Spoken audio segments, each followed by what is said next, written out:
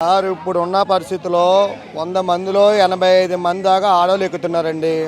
దానివల్ల ఈ ఆడవాళ్ళు ఎక్కిన ఆటో కార్మికులందరూ బస్సులు ఎక్కేస్తే మా ఆటోల పరిస్థితి ఏంటండి? 100 మందిలో 85 మంది వరకు ఆడవాళ్ళు మాత్రమే ఎక్కుతున్నారండి. ఉన్న 15% మగవాళ్ళు ఎక్కుతున్నారండి. దానివల్ల ఈ 80 మంది కూడా ఆటోల మీద జీవించే వాళ్ళు మా ఆటోల పరిస్థితి ఏంటండి?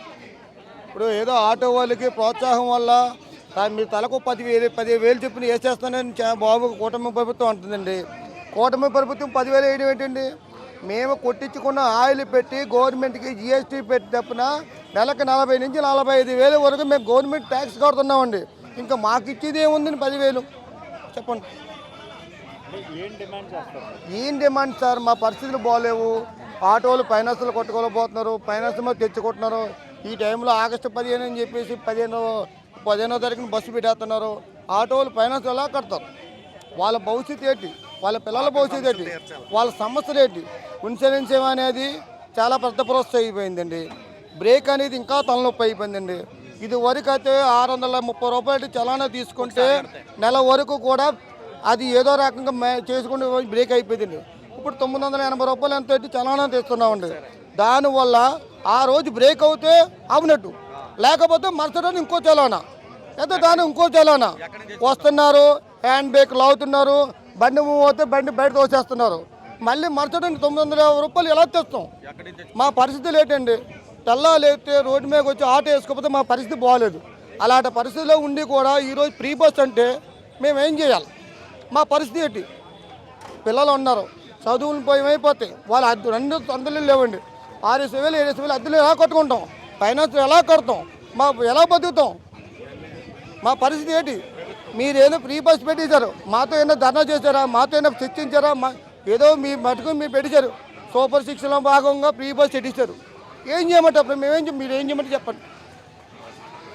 మరి ఆటో వాళ్ళ పరిస్థితి ఏంటి? 80% మంది పైగా మహిళలే ఎక్కుతున్నారు ఆటోలా అని చెప్తా ఉన్నారు మీ తోటి డ్రైవర్లు. ఏం చెప్తారు దాన్ని? అందరికీ నమస్కారం అండి.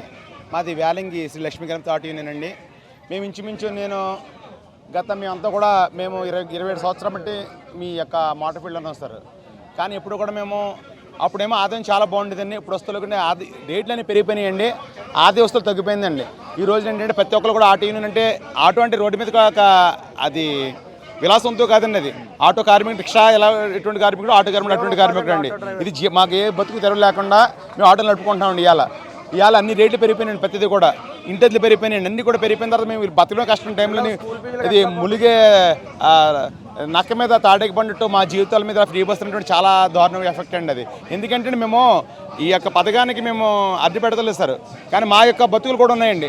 మేము ఫైనాన్స్ కట్టుకోవాలి, నెలకు వస్తలేదు ఇంత ఫైనాన్స్ కట్టుకోవాలండి.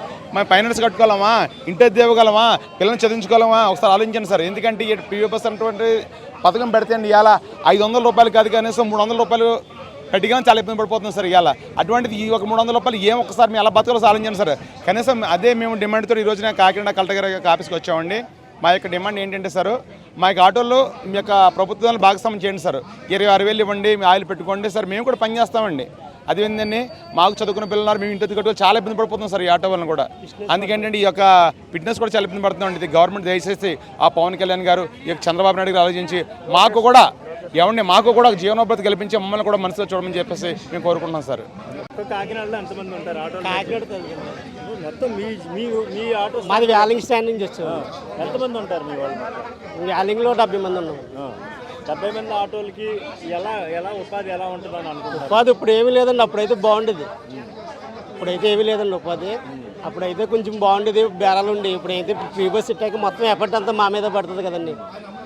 మరి ప్రభుత్వం ఫ్రీ బస్ అంటుంది, దానికి ఏం చెప్తారు మీరు? ఇంకేం చెప్తాం? ఫ్రీ బస్ అంటే మనం ఏం చెప్పలేం కదండి. దానికోసమే కదండి ఇది వ్యతిరేక. మేము మొత్తం ఇప్పుడు దానికోసమే ధర్నా చేసేది. దానివల్ల మా బతుకులంతా రోడ్డు మీద పడతాయండి. మాకు ఎటువంటి ఇంకా ఆదాయం ఏమి ఉండదండి. దాన్ని బట్టి మీరు ప్రభుత్వం కొంత చూసి మమ్మల్ని ఆదరించారని కోరుతున్నాం. ఎఫెక్ట్ అయ్యే అవకాశం సార్, ఈ ఫ్రీ బస్ అన్నది ఆటో డ్రైవర్లకు చాలా బాధాకరం వస్తుంది. దీని మీదే ఆటోల మీద మేము గత 27 సంవత్సరాలు బతుకుతున్నాం. అంతకుముందు వ్యాపారం బాగుండేదండి, ఇప్పుడైతే వ్యాపారం లేదండి. ఆటోలు ఎక్కువైపోయినాయి. తర్వాత ఈ ఫ్రీ బస్ ఎఫెక్ట్ చాలా భారం పడుతుంది. మేము స్కూల్ పిల్లల్ని చదివించుకోవాలా, పిల్లల్ని మేము బ్రతకాలి, ఇంటి దగ్గర కట్టుకోవాలా, ఫైనాన్స్ కట్టుకోవాలా. అది చాలా ఇబ్బందికరంగా ఉంటుంది. మరి ప్రత్యామ్నాయం ఏం కోరుకుంటున్నారు? మేము గవర్నమెంట్లో భాగస్వామ్యం అవుద్దని అనుకుంటున్నాం సార్.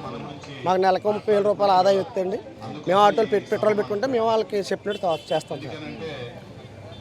మరి ఫ్రీ బస్ పెట్టడం వల్ల ఫ్రీ బస్సు పెట్టచ్చు సార్, పెట్టద్దు అనలేదండి. కాకపోతే ఆటో డ్రైవర్ కూడా ఆర్థిక సాయం ఏంటన్నది ఆలోచించాలి ప్రభుత్వం. ఇది లోకేష్ గారు, చంద్రబాబు నాయుడు గారు, పవన్ కళ్యాణ్ గారు ఆలోచించండి. ఆటో డ్రైవర్కి న్యాయం చేస్తానని కోరుకుంటున్నాం. ఫ్రీ బస్ వల్ల మీకు వచ్చే నష్టం ఏంటి? మేమైతే బాగా నష్టపోతున్నామండి.